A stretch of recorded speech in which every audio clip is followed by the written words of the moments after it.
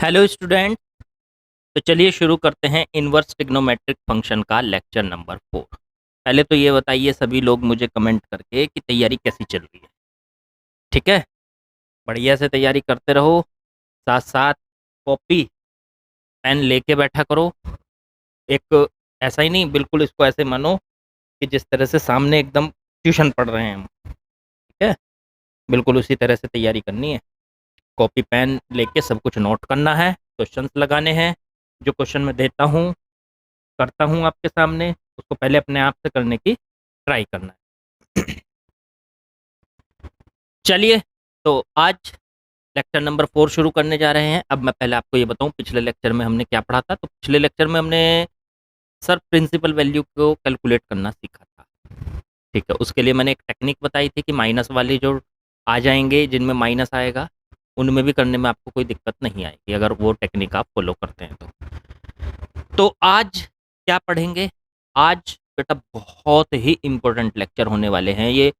2-3 lecture जो होंगे, आज हम प्रॉपर्टीज की शुरुआत करेंगे। तो 2.2 एक्सरसाइज से पहले जो प्रॉपर्टीज आपको एनसीईआरटी में दी गई है बच्चों, वो प्रॉपर्टीज हम यहाँ पर पढ़ेंगे। लेकिन पहला क्वेश्चन ये है मन में कि क्या सर एनसीईआरटी में दी हुई प्रॉपर्टीज सफिशिएंट हैं? तो मैं आपके सामने कह दूं कि वो प्रॉपर्टीज आपके लिए बिल्कुल भी सफिशिएंट नहीं है। मेरी नज़र में बात यह है कि मतलब एनसीईआरटी के सारे क्वेश्चन हम कर तो मतलब उन प्रॉपर्टीज से लेते हैं, लेकिन क्लैरिफाई नहीं होती बहुत बातें। मतलब बहुत बातें एकदम बढ़िया से समझ में नहीं आएंगी। आप कर लोगे क्वेश्चंस को जैसे एनसीईआरटी में दे रखा, लेकिन वो सिचुएशन कहाँ कहाँ बनेगी? भाई आप तो स्टूडेंट हैं, आपको टीचर तो है नहीं। तो आपको तो बिल्कुल बेसिक से ये पता होना चाहिए कि ऐसा हुआ तो क्यों हुआ। ठीक है, तो मैं आपकी एक एक चीज क्लैरिफाई करके चलूंगा। ये मेरी नज़र में टफ चैप्टर है, जबकि सब बताएंगे कि ये बहुत आसान चैप्टर है। ये आसान इसलिए नहीं है क्योंकि इसको अगर सिर्फ आप एनसीईआरटी के पॉइंट ऑफ व्यू से देखेंगे तो ये आसान लगेगा, और कुछ क्वेश्चंस को आप रट लेंगे कि हाँ यहाँ पे ऐसा हुआ तो ऐसे ही करना है, बस ऐसे रट लेंगे। मैं रटवाऊंगा नहीं, मैं आपका वो कॉन्सेप्ट क्लियर करूंगा कि यहाँ ऐसा क्यों हुआ है। ठीक है बच्चों, तो इसलिए हम यहाँ पे शुरू करने जा रहे हैं प्रॉपर्टीज। कुछ प्रॉपर्टीज एनसीईआरटी के लेंगे, कुछ एक्स्ट्रा प्रॉपर्टीज लेंगे। वो एक्स्ट्रा प्रॉपर्टीज बहुत काम आने वाली हैं, तो ध्यान से समझेंगे। अगर वो सब चीज आपने एकदम बढ़िया से समझ ली ना, तो फिर आपको कोई रोकने वाला है नहीं इनवर्स ट्रिग्नोमेट्रिक फंक्शन में, चाहे जेई मेन एडवांस के भी क्वेश्चन हो, आप बेसिक क्लियर कर लोगे। तो बेसिक क्लियर करना बहुत जरूरी। शुरू करें? तो चलिए प्रॉपर्टी से शुरुआत करते हैं बच्चों। हेडिंग लगाएंगे प्रॉपर्टी। क्या क्या प्रॉपर्टी हम पढ़ने वाले हैं एनसीईआरटी में? जो सबसे पहली प्रॉपर्टी दे रखी है, हम पहले वो नहीं पढ़ेंगे। ठीक है, पहली ही प्रॉपर्टी हमें बाहर से पढ़नी है, एक्स्ट्रा। तो पहली ही प्रॉपर्टी हम एक्स्ट्रा गैलरी वाली पढ़ेंगे, मतलब जो एनसीईआरटी से अलग होगी उसका नाम रख देते हैं हम एक्स्ट्रा गैलरी। तो देखो पहली प्रॉपर्टी क्या है। देखो पहली प्रॉपर्टी का पहला पार्ट, अगर आपके सामने साइन के अंदर साइन इनवर्स एक्स है तो इसकी वैल्यू क्या आएगी? पहली बात तो ये समझो।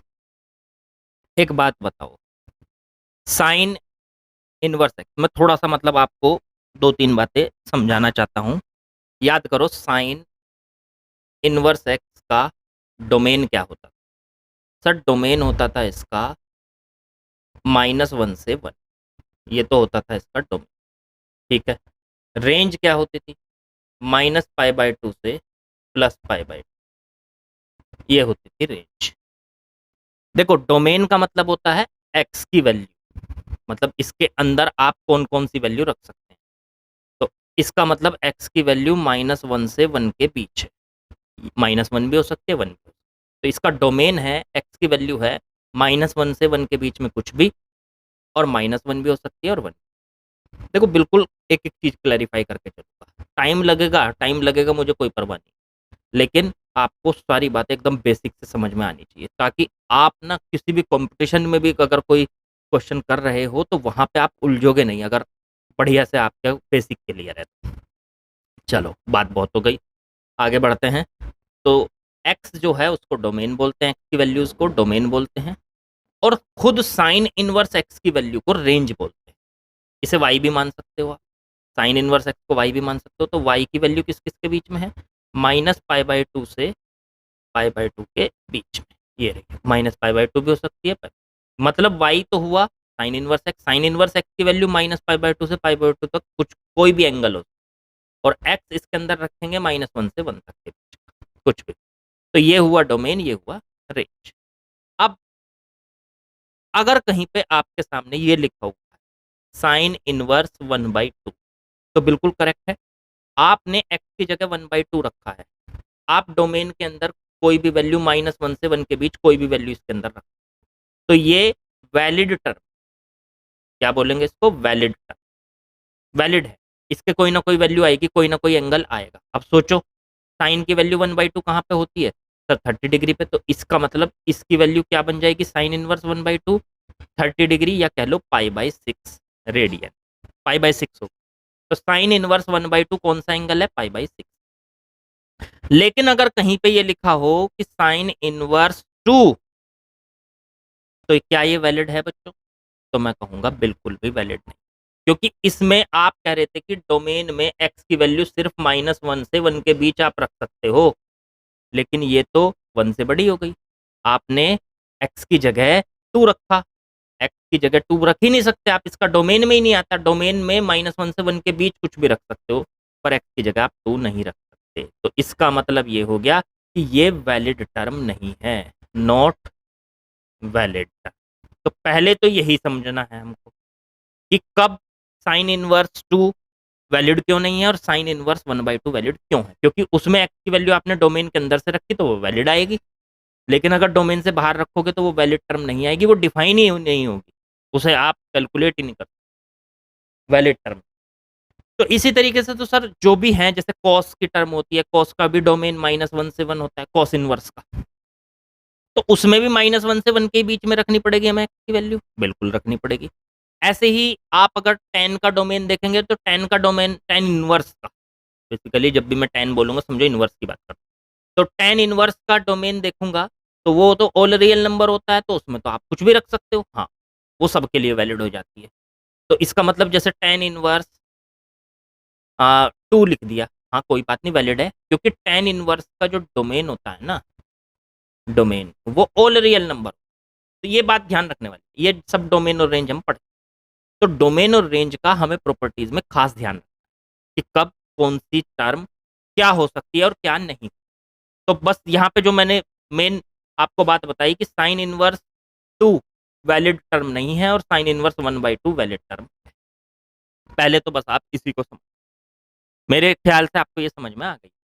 चलो ठीक है, अब बात करेंगे, इसका मतलब तो सर ये हुआ, देखो एक जब मैंने इनवर्स ट्रिग्नोमेट्री शुरू किया था तो आपको बताया था, तो ये प्रॉपर्टी है F of F inverse x की वैल्यू एक्स होती है, हमने पढ़ी थी, ठीक है।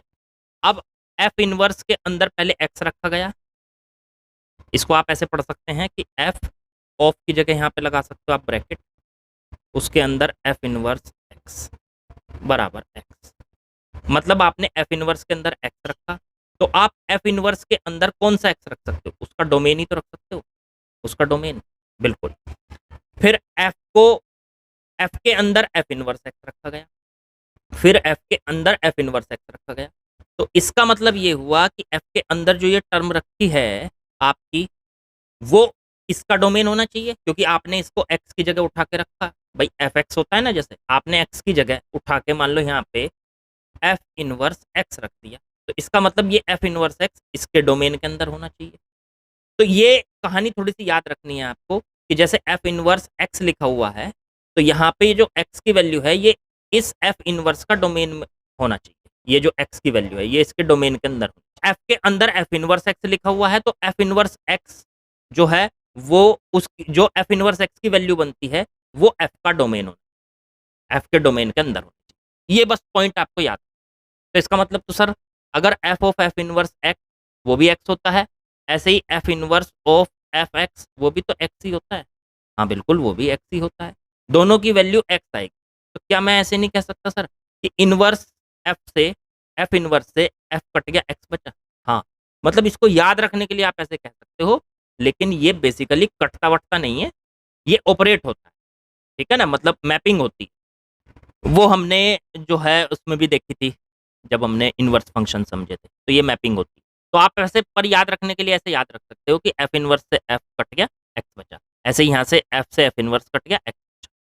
तो इसका मतलब तो सर यहाँ साइन जो है वो तो एफ की तरह काम कर रहा है, और साइन इनवर्स एफ इनवर्स की तरह काम कर रहा है, तो साइन से साइन इनवर्स कट गया तो एक्स बच गया। लेकिन शर्त ये है कि ये जो एक्स है ये साइन इनवर्स के अंदर आ रहा है ना, यहाँ पे देखो साइन इनवर्स के अंदर रख रहे हो ना आप इसको बच्चों, तो साइन इनवर्स के अंदर तो उसका डोमेन ही रखा जाता है सर। साइन इनवर्स का डोमेन क्या होता है? -1 से 1। इसका मतलब एक्स जो है आप -1 से 1 के बीच का ही कुछ भी रख सकते हैं, तो एक्स की वैल्यू क्या होगी? -1 से 1 के बीच होगी। अगर कहीं पर ये लिखा है साइन इनवर्स 1/2, कहीं पे ये लिखा है, तो आप ऐसे मान सकते हो कि साइन से साइन इनवर्स कट गया और 1/2 इसका आंसर आ गया। हुआ ना, वही साइन से साइन इनवर्स कटा और एक्स उसका आंसर आ गया। और एक्स जो है ये वैलिड तभी होगा जब एक्स -1 और 1 के बीच में होगा, क्योंकि ये टर्म तो तभी वैलिड होगी ना, साइन इनवर्स 1/2।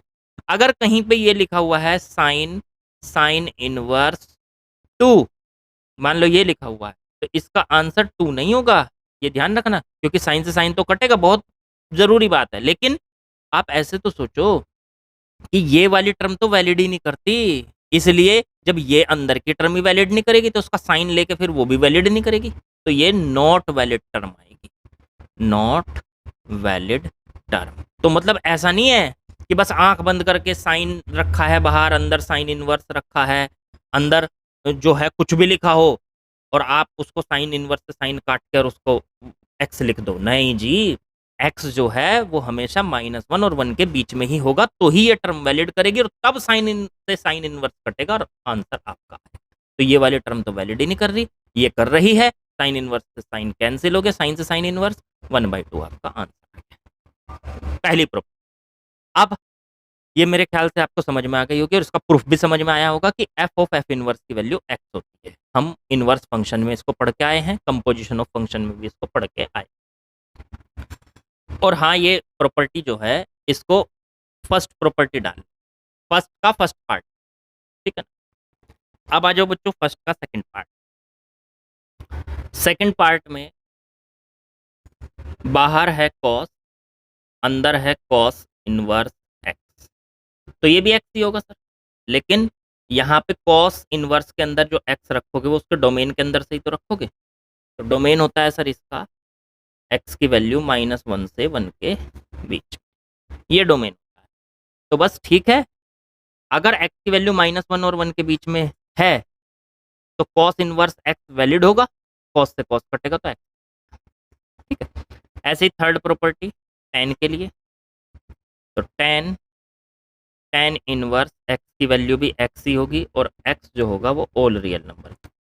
तो ये हो गया टेन इनवर्स एक्स की वैल्यू एक्स, टेन से टेन इनवर्स कैंसिल, और इसका जो डोमेन होता है टेन इनवर्स एक्स का वो ऑल रियल नंबर होता है। ऐसे ही प्रॉपर्टी नंबर 4 लिख लो, इनके उल्टे होते हैं कॉसेक, तो cosec inverse x, cosec inverse x की वैल्यू भी एक्स होगी और एक्स इसके कॉसेक इनवर्स के डोमेन में से होगा। कॉसेक इनवर्स एक्स का डोमेन क्या होता है? एक्स की वैल्यू या तो -1 से छोटी होती है या फिर एक्स की वैल्यू 1 से बड़ी, ये होता है इसका डोमेन। फिर फिफ्थ पार्ट सेक, सेक सेक इनवर्स एक्स, इसकी भी वैल्यू एक्स होती है, सेक से सेक इनवर्स कैंसिल, और इसके लिए भी सेम डोमेन यही होता है, एक्स की वैल्यू -1 या एक्स की वैल्यू -1 से छोटी या फिर 1 से बड़ी। और लास्ट पॉइंट है आपका कॉट, कॉट इनवर्स एक्स, इसकी भी वैल्यू एक्स ही होगी और एक्स ऑल रियल नंबर्स, इसका डोमेन ऑल रियल। तो ये बच्चों पहली प्रॉपर्टी के 6 पार्ट हैं जो आपको याद रखने हैं कि अगर कॉस बाहर है और कॉस इनवर्स अंदर है तो कॉस से कॉस इनवर्स कटेगा और एक्स। ये ध्यान रखना कि उसकी जो आपकी डोमेन के अंदर से एक्स की वैल्यू ले जाए तब ये टर्म करेक्ट होगी, वरना ये टर्म इनवैलिड हो जाएगी। देखो मैं आपको एक छोटा सा एग्जांपल देता हूँ। जैसे sec इनवर्स 1/2 लिखा हुआ, सोच के देखो तो आंसर आएगा सर 1/2। नहीं, गलत हो गया। क्यों? क्योंकि सर sec इनवर्स का डोमेन या तो 1 से बड़ी वैल्यू या -1 से छोटी वैल्यू। अब ये तो 1/2 ले रहे हो आप, यहाँ पे डोमेन में 1/2 आप ले ही नहीं सकते। क्यों? क्योंकि ये तो 1 से छोटी वैल्यू है। -1 और 1 के बीच की कोई वैल्यू नहीं ले सकते आप। 1 से बड़ी या -1 से छोटी इसका डोमेन होता है। तो इसलिए 1/2 sec इनवर्स 1/2 वाली जो ये टर्म है, sec इनवर्स 1/2, ये इनवैलिड है। अब जब यही इनवैलिड हो गई तो sec आगे की तो बात ही खत्म हो गई। ये टर्म इनवैलिड तो पूरी टर्म इनवैलिड हो, इसलिए इसका आंसर ये नहीं बनेगा। बस आप इसको कह सकते हो इनवैलिड टर्म, ये काम नहीं करेगी।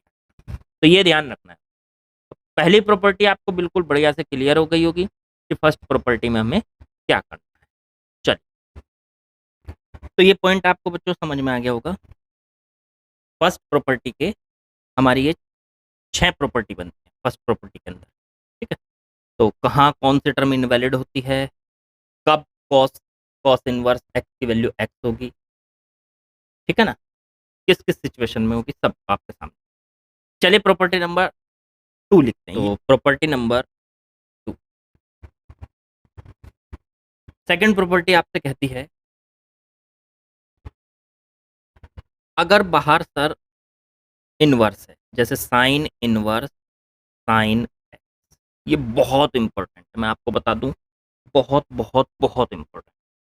ठीक है, पूरा का पूरा इनवर्स फंक्शन अगर ये प्रॉपर्टी समझ में आ जाए तो बस ये समझो क्लियर हो गया सारा।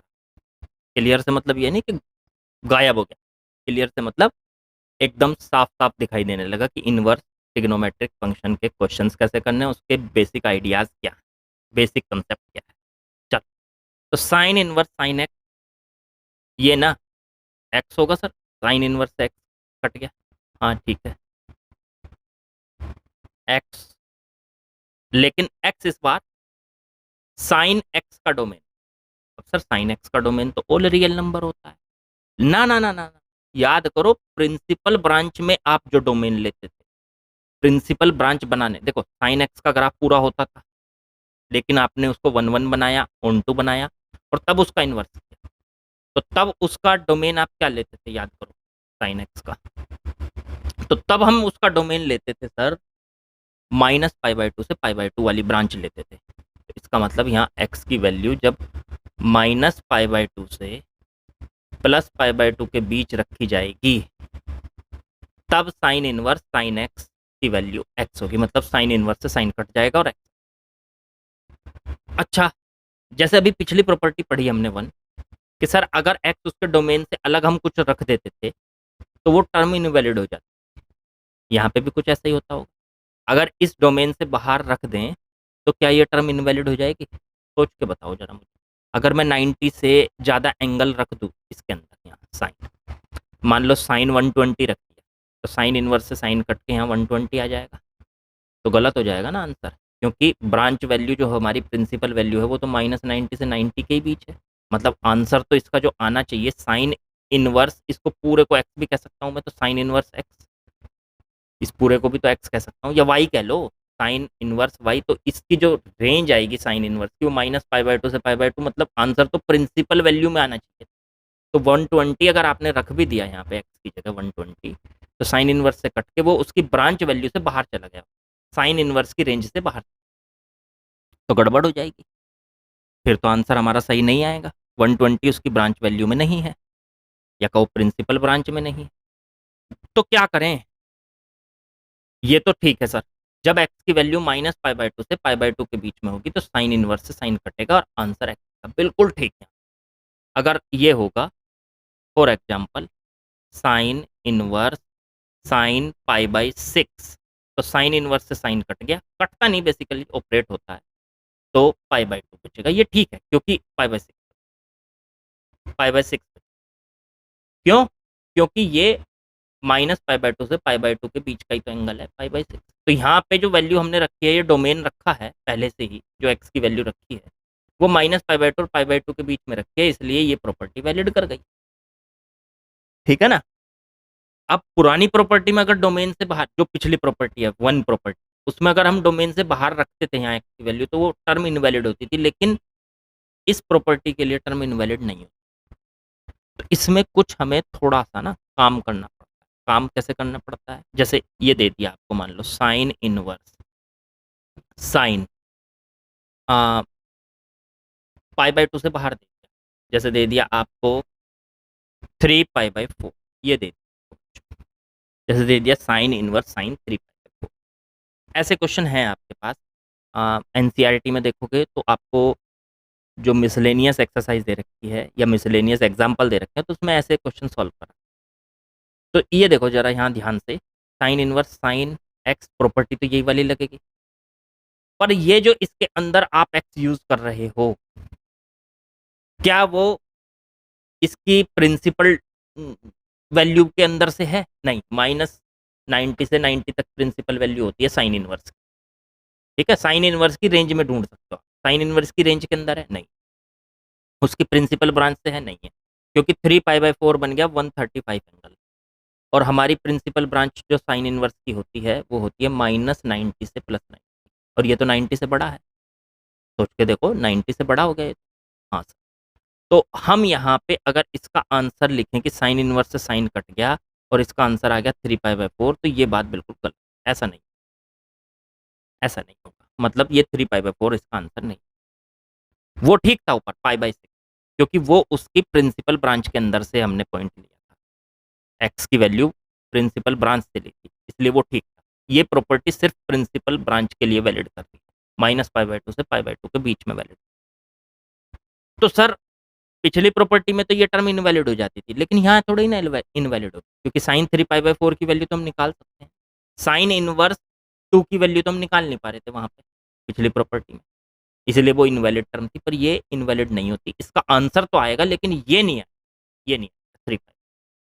तो इसे क्या करें, इसके लिए हम थोड़ा सा दिमाग लगाते हैं। साइन, ये है इसका पहला मेथड, मेथड नंबर 1। ऐसे क्वेश्चन को करें, तो इसका पहला मेथड, मेथड 1 आपसे ये कहता है कि इसे करने के लिए हम ये जो वैल्यू है 3π/4, इसको किसी तरीके से इसकी रेंज के अंदर लाते हैं, प्रिंसिपल वैल्यू के अंदर ला सकते हैं।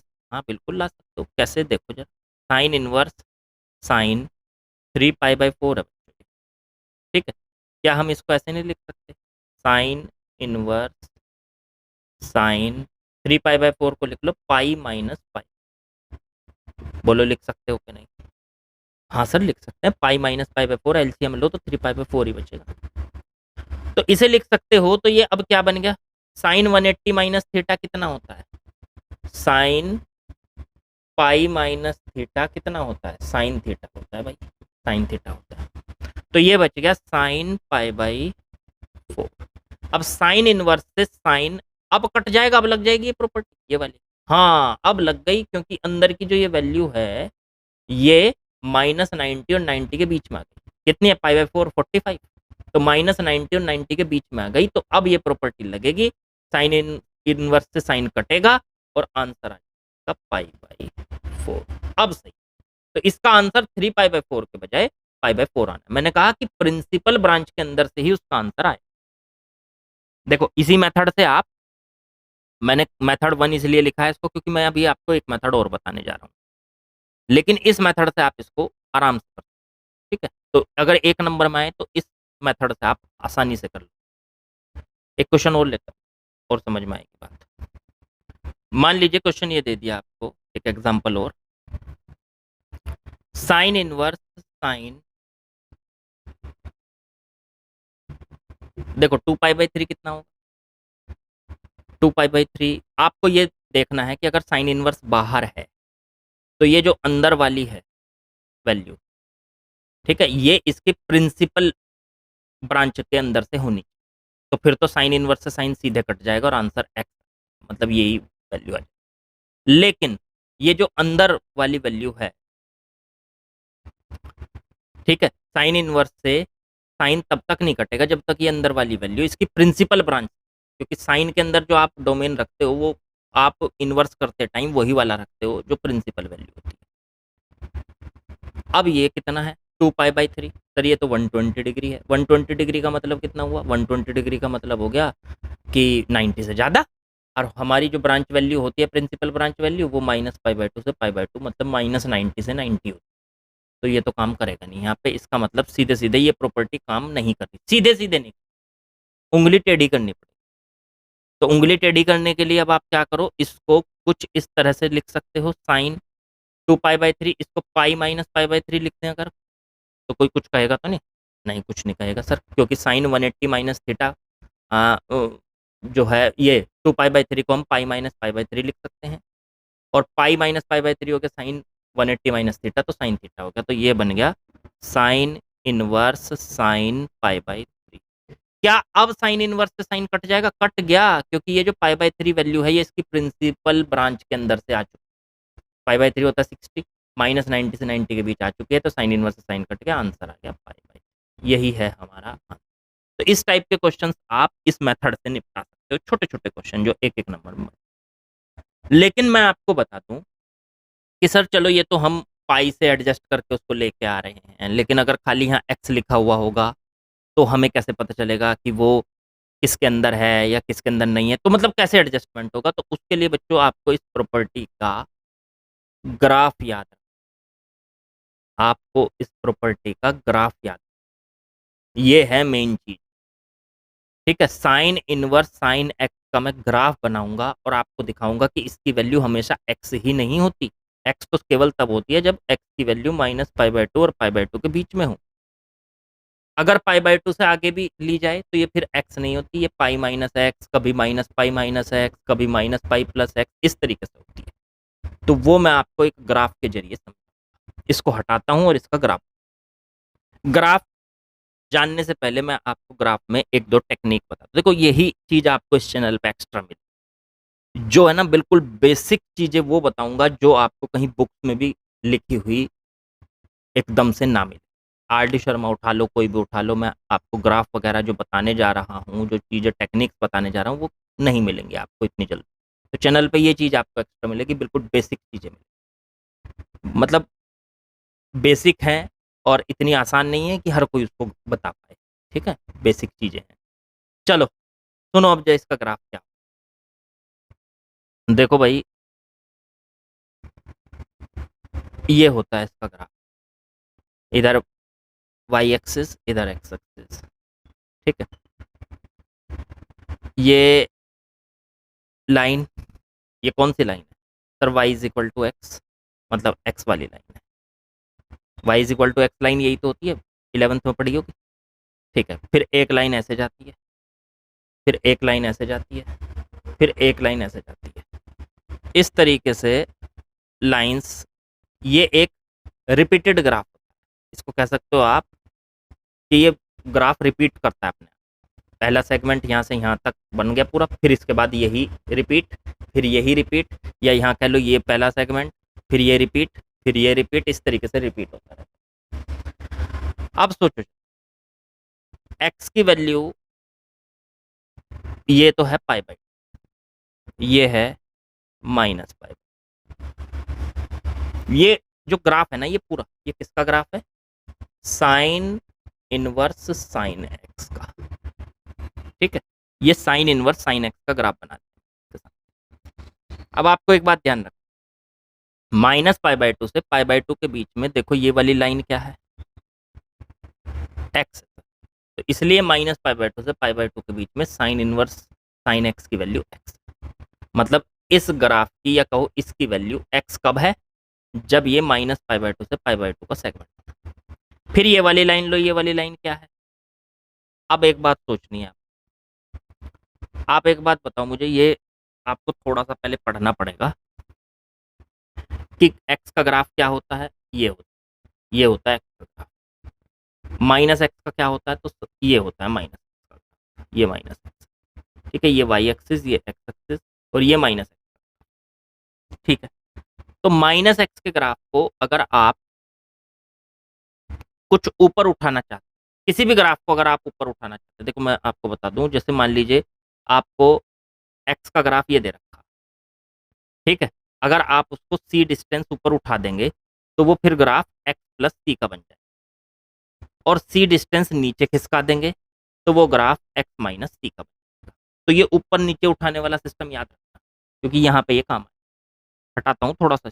अब देखो ये वाली लाइन क्या, ये पाई बाय 2 हो गया, ये 3 पाई बाय 2 हो गया, ये 2 पाई हो गया, ये 5 पाई बाय 2 हो गया, ये 3 पाई हो गया। इसी तरीके से पीछे जाओ, ये माइनस पाई, ये माइनस 3 पाई बाय 2, ये माइनस का 2 पाई, ये माइनस का 5 पाई बाय 2, और ये माइनस का 3 पाई। इस तरीके से पीछे भी आगे भी। अब देखो ये x किस किस के बीच में है, ये x वाली लाइन, ये x वाली लाइन, ये माइनस पाई बाय 2 के बीच। इसका मतलब साइन इनवर्स साइन x की वैल्यू x कब होगी, जब x माइनस पाई बाय 2 और पाई बाय 2 के बीच, ठीक है। इसकी वैल्यू x तब।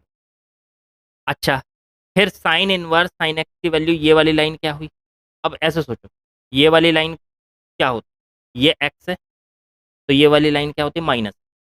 अब माइनस x को अगर आप पाई डिस्टेंस ऊपर उठा दो, यहाँ से ये वाली लाइन आई, पाई से जाएगी ये वाली। देखो ये माइनस एक्स थी, इसे पाई डिस्टेंस ऊपर उठा दो तो ये वाली लाइन। जब भी कोई ग्राफ आप ऊपर उठाते हो तो उसमें ऐड कर दो, तो नहीं, तो ये माइनस एक्स है, इसको पाई डिस्टेंस ऊपर उठा दिया तो ये, तो इसका मतलब ये वाली लाइन आ गई माइनस एक्स प्लस पाई।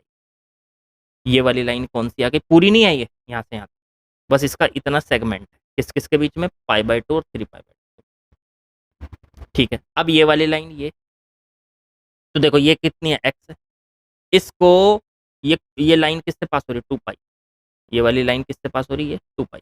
तो इसको अगर मैं 2 पाई डिस्टेंस नीचे खिसका दूँ, ये यहाँ यहाँ तक खिसका दिया, तो ये लाइन देखो, एक्स वाली लाइन थी ये, इसको 2 पाई डिस्टेंस नीचे खिसका दिया तो ये वाली लाइन। तो इसका मतलब एक्स को नीचे खिसकाया तो एक्स माइनस 2। ये वाली लाइन कितनी कौन सी हो गई, एक्स माइनस किस किस के बीच में, 3 पाई बाय 2 और 5 पाई बाय 2। फिर आ जाओ माइनस एक्स, ये 3 पाई से निकल रही है, इसको 3 पाई डिस्टेंस ऊपर खिसका दो तो ये वाली लाइन बन गई ये। तो माइनस एक्स को 3 पाई डिस्टेंस ऊपर खिसका दिया तो ये प्लस का 3 पाई, माइनस एक्स प्लस 3 पाई। तो इन लाइनों के अलग अलग, मतलब ये लाइनें सारी एक नहीं है। इसका ये किसका ग्राफ है, एक्स का, ये तो एक्स वाली लाइन है। ये भी लाइन है, लेकिन कौन सी लाइन है, ये है माइनस एक्स प्लस पाई वाली लाइन। आपको पता है ना, Y is equal to X एक लाइन है, तो ये वाली लाइन होगी। फिर ये वाली लाइन हो गई Y is equal to minus x plus pi, बना के देख लो यही आएगी। फिर ये वाली लाइन हो गई Y is equal to X minus 2 pi. इस तरीके से इन सबके नाम आप जान सकते हो ऊपर नीचे खिसका के डायरेक्टली। ऐसे पीछे देखो,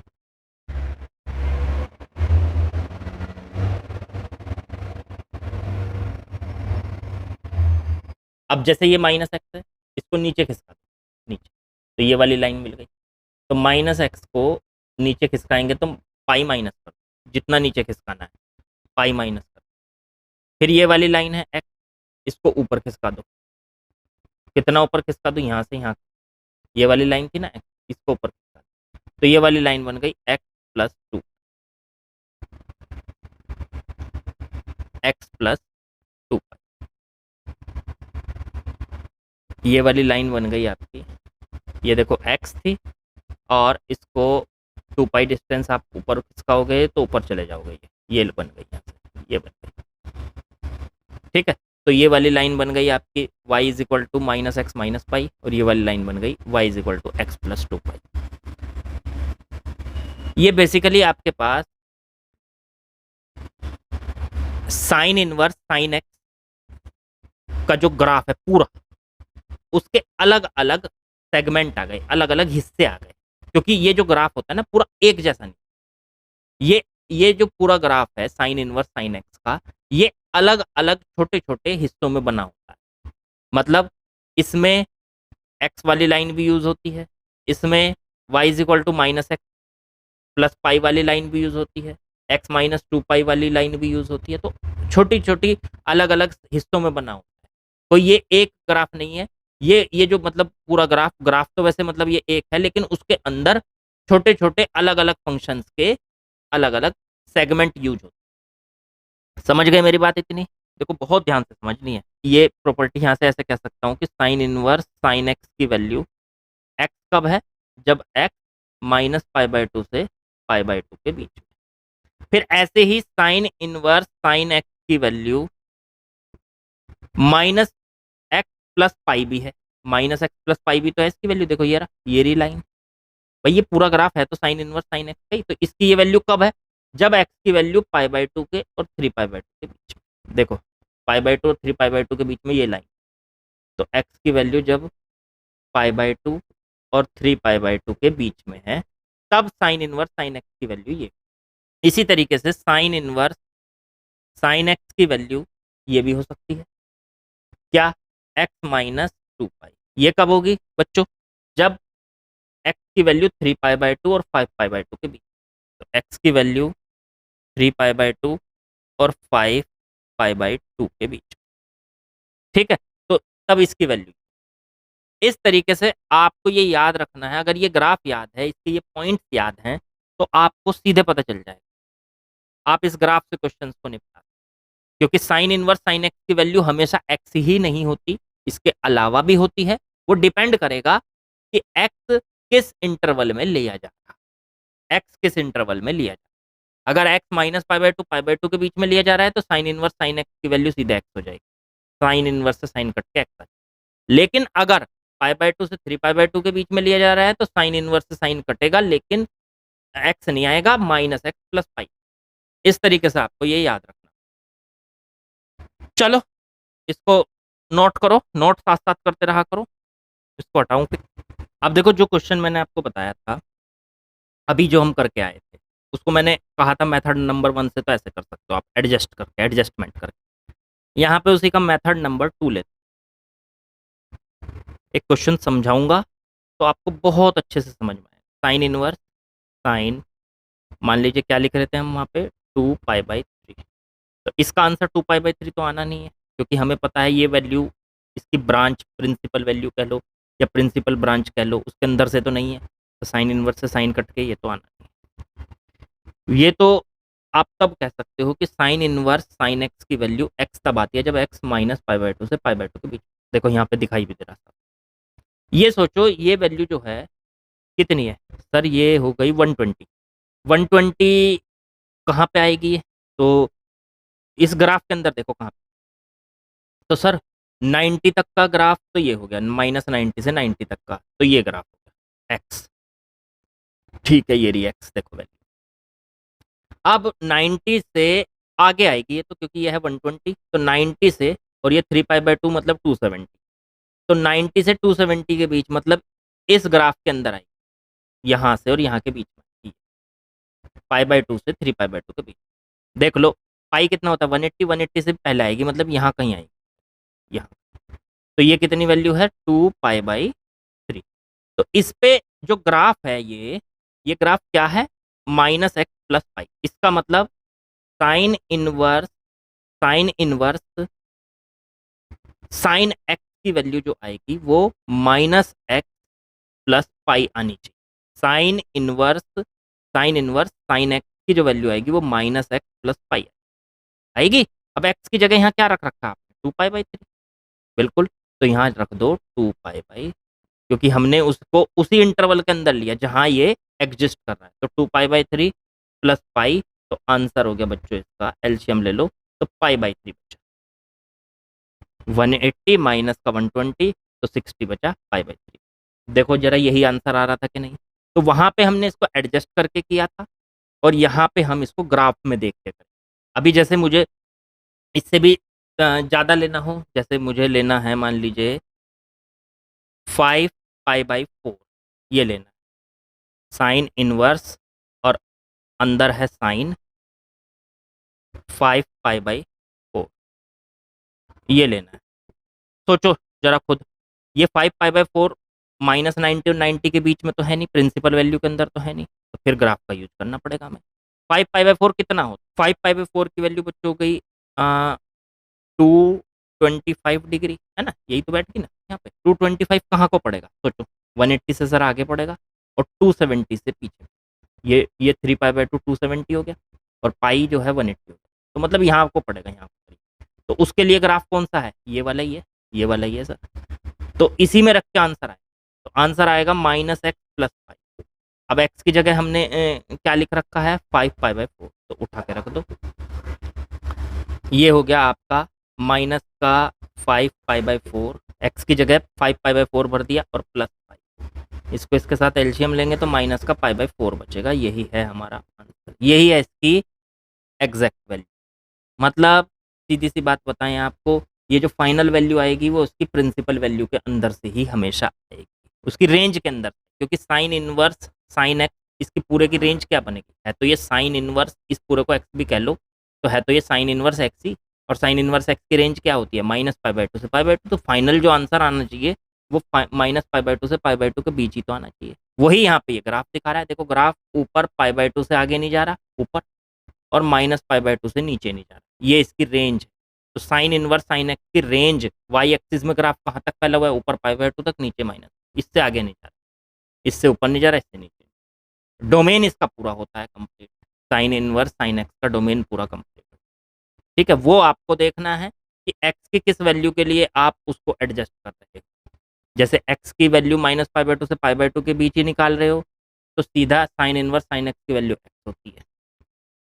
लेकिन अगर π/2 से और 3π/2 के बीच निकाल रहे हो, तो साइन इनवर्स साइन एक्स की वैल्यू फिर -x+π होती है। ये आपको ध्यान रखना है। तो ये मेथड नंबर 2 भी आप इससे कर लोगे, मतलब इस चीज को याद रखोगे। ये यहाँ तो चलो आसान है, यहाँ तो उससे भी कर लोगे आप जो मेथड 1 बताया, लेकिन कहीं कहीं पे कॉम्प्लिकेशन आ जाते हैं, हमें समझ में नहीं आती बातें कि यहाँ पे जो साइन इनवर्स साइन एक्स की जगह कहीं पे ले लिया उसने, मान लो x-2π, तो इसने ऐसा क्यों किया। तो उसका रीजन आपको इस ग्राफ के जरिए समझ में आ गया होगा कि साइन इनवर्स साइन एक्स के ग्राफ के जरिए हम उसको एडजस्ट करते हैं, उसको उसकी प्रिंसिपल वैल्यू के अंदर लेके, वो एडजस्टमेंट। तो ग्राफ बना दिया मैंने आपके सामने। अब आप सोचोगे कि सर इसका प्रूफ, ये ग्राफ कैसे बना या क्या बना, जो मैं ग्राफ बताऊंगा कॉम्पिटिटिव में, तो उनके अंदर आप इसको सीखते हो। ठीक है ना, कंपटीशन के बैचेस में ये चीज़ें बताई जाती है कि ये ग्राफ बना ही कैसे। अभी फिलहाल आपको ये ग्राफ इसी तरह से याद रखना होगा। चलो, अब इसी की प्रॉपर्टी 2 का ये फर्स्ट पार्ट समझो था। अब इसका सेकंड पार्ट ऐसे ही कॉस इनवर्स कॉस एक्स का भी ग्राफ होगा, फिर टेन इनवर्स टेन एक्स का भी ग्राफ होगा। तो हमें इस लेक्चर में आज सिर्फ ये ग्राफ से ही हो। चलो इसको हटाता हूँ, नेक्स्ट।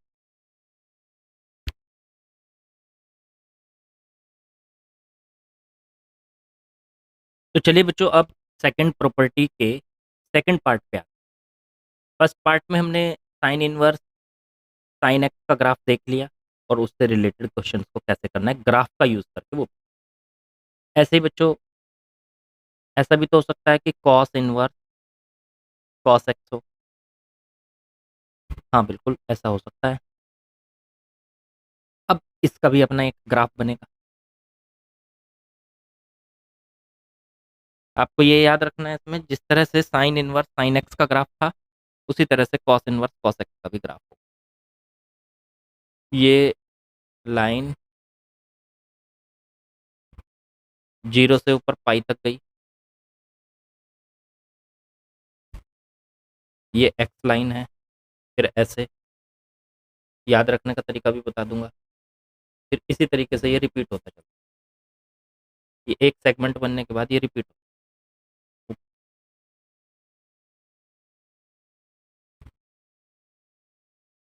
फिर ऐसे ही इस तरीके से रिपीट।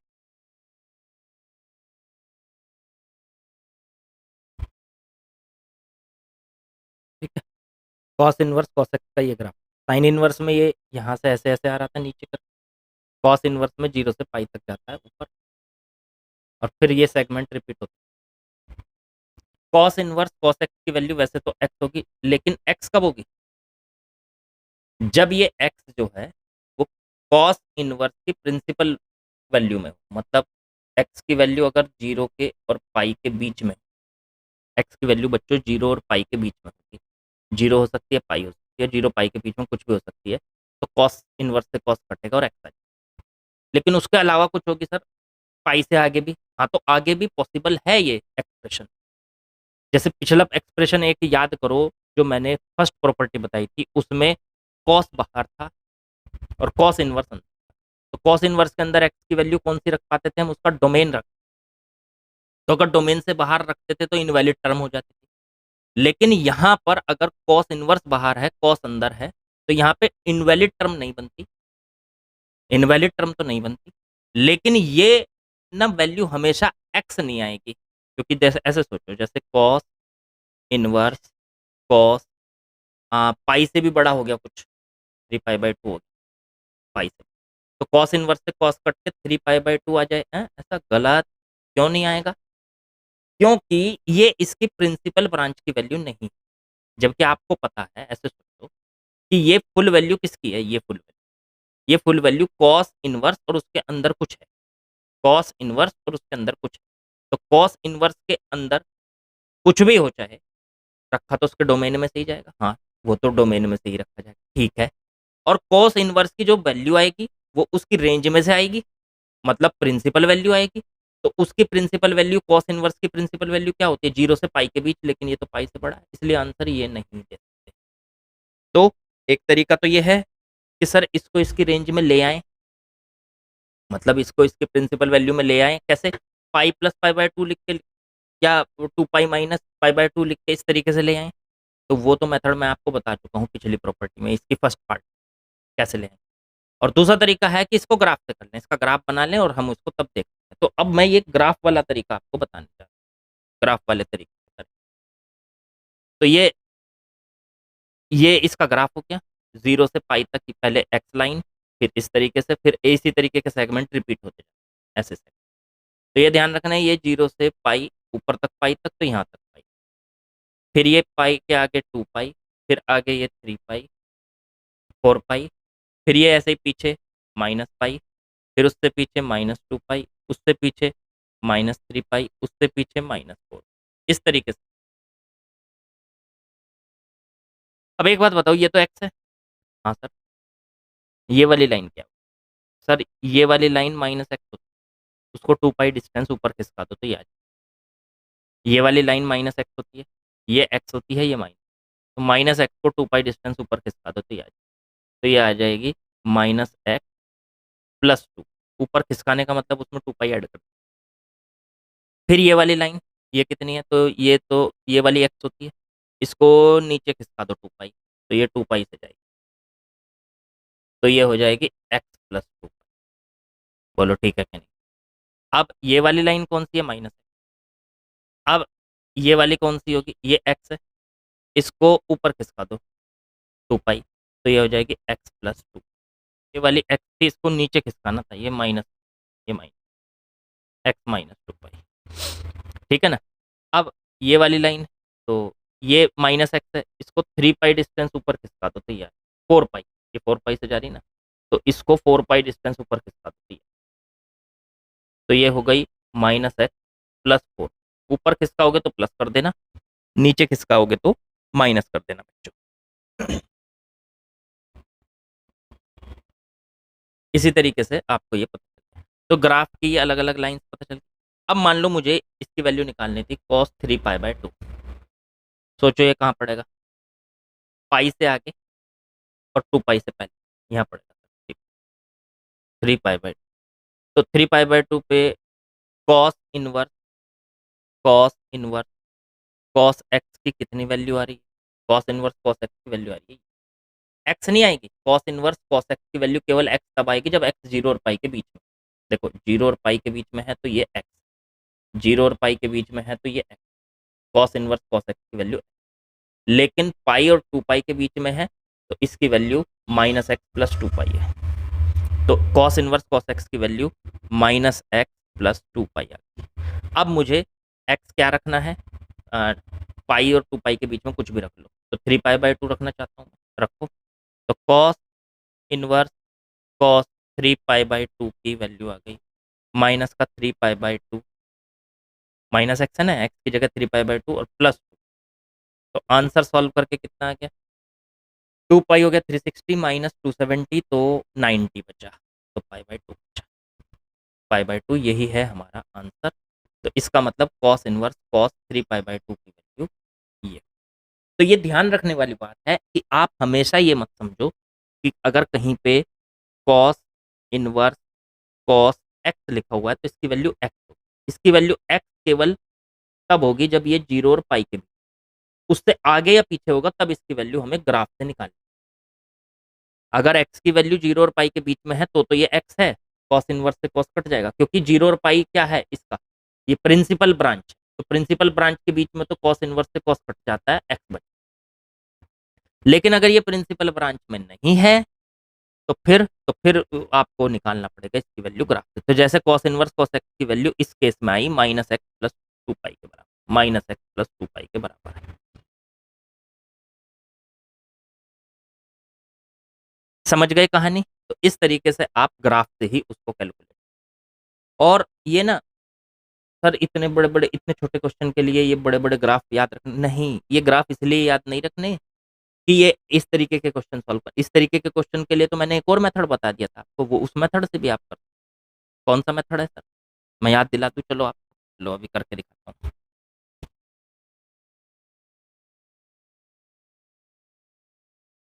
जैसे वो मेथड याद करो, वो था cos inverse cos 3 pi by 2।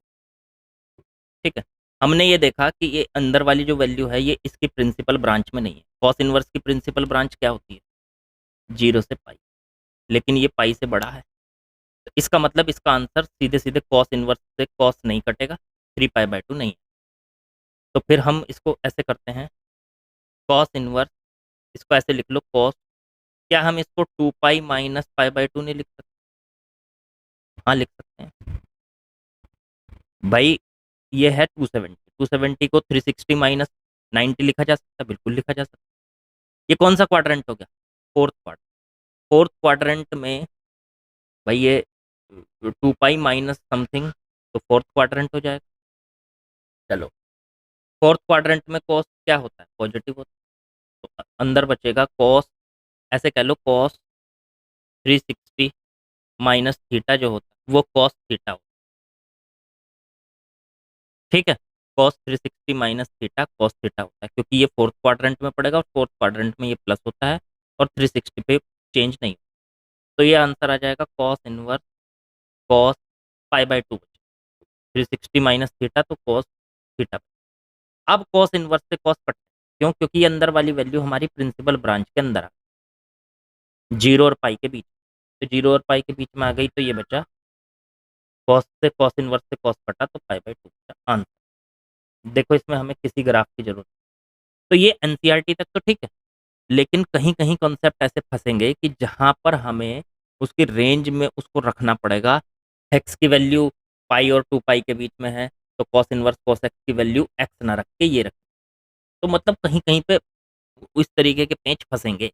वो फंसेंगे इसीलिए मैं आपको ये प्रॉपर्टी बता रहा हूँ, नहीं तो मुझे कुछ वो नहीं है। और ये प्रॉपर्टी देखो, आपको मैं बता दूं, इसी तरीके की प्रॉपर्टी अगर आपको क्लियर नहीं होगी तो बहुत सारी चीज़ें अनक्लियर रह जाएंगी। क्वेश्चन कर लोगे एनसीईआरटी के और उसके, लेकिन एक मन में डाउट रहेगा, ये पता नहीं कहाँ से आ गया था, ऐसा ही क्यों हुआ, ऐसा ही क्यों हुआ। वो डाउट ना रहे सारी बात, इसलिए ये प्रॉपर्टी आपको बताई जा रही है। ठीक है, हटाता हूँ इसको। अब आते हैं सेकंड प्रॉपर्टी का थर्ड। ग्राफ बनाते हैं टेन इनवर्स टेन एक्स का। ठीक है, इसकी वैल्यू एक्स कब होगी? टेन इनवर्स टेन एक्स की, जब एक्स जो है इसकी प्रिंसिपल ब्रांच के अंदर से होगा। टेन इनवर्स की प्रिंसिपल ब्रांच क्या होती है? -पाई बाई 2 से और पाई बाई 2 के बीच। ठीक है, इक्वल नहीं होता है। -पाई बाई 2 और पाई बाई 2 को कभी टच नहीं करती, इक्वल नहीं होता, बस उसके बीच में रहती है। तो ये इसकी प्रिंसिपल ब्रांच है टेन इनवर्स। तो टेन इनवर्स की अ, अगर ब्रांच में, तो एक्स की वैल्यू यहाँ पे अगर -पाई बाई 2 और पाई बाई 2 के बीच में कुछ भी रखोगे तो टेन इनवर्स से टेन कट के एक्स आ जाए। लेकिन इसके अलावा अगर हम रखेंगे तो फिर उसको ग्राफ से देखना पड़ेगा। तो इसका ग्राफ बनाते हैं। ग्राफ बनाइए, बहुत आसान है इसका भी ग्राफ। क्या होती है टेन इनवर्स की रेंज? तो टेन इनवर्स की रेंज -पाई बाई 2 से पाई। तो इस तरीके का ग्राफ बनेगा।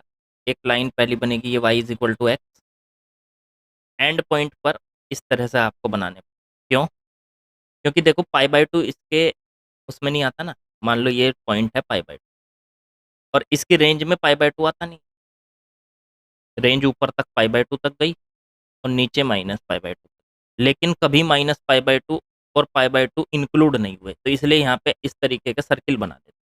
इसका मतलब ये वाला पॉइंट ग्राफ के अंदर इंक्लूड नहीं। वही बात है कि पाई/2 पे इक्वल लगा होता तो हमें यहाँ पे ये पॉइंट लगाने की जरूरत नहीं थी, इसे ऐसे करके छोड़ या डार्क पॉइंट लगा, डार्क पॉइंट लगा। और अगर इंक्लूड नहीं होता तो हम इस तरीके से सर्कुलर पॉइंट लगाते जो अंदर से खाली है, जिससे हमें पता चले कि ये इसके रेंज के अंदर पॉइंट नहीं आ रहे। ठीक है ना, ऊपर पाई/2 तक जा रही है लेकिन पाई/2 को कभी अचीव नहीं कर, नीचे -पाई/2 तक जा रही है लेकिन -पाई/2 कभी अचीव नहीं कर। ये ग्राफ, अब ये तो लाइन हो गई y=x। ठीक है सर, इसी तरीके का ग्राफ फिर पाई/2 से यहाँ से शुरू होता है, इस तरीके से चलता है। ठीक है, पाई/2 ये हो गया पाई और ये हो गया 3 पाई/2। ये वाली लाइन क्या हो गई, ये देखो x था, x को कितना नीचे खिसकाया, पाई, पाई नीचे खिसकाया, तो ये आ गया x-, ये वाली। फिर ऐसे ही फिर यहाँ से शुरू होती है लाइन और ऐसे 3 पाई/2 के बाद ये आ गया 2 पाई और फिर आगे आएगा 5 पाई/, ऐसे ही ये लाइंस पीछे भी होती हैं ऐसी, इसी तरीके की। ये हो गई लाइन, ये हो गई। ठीक है, ये वाली लाइन x है, इसको ऊपर खिसका दिया कितना, अब देखो ये था -पाई/2, ये था -पाई, तो इसको ऊपर खिसका दिया पाई, तो x था ऊपर जाके ये x+पाई। इसी तरीके की ये पीछे एक और लाइन एक और बना दो इस तरीके से, थोड़ा सा ये पैरेलल होती है लाइन से एकदम।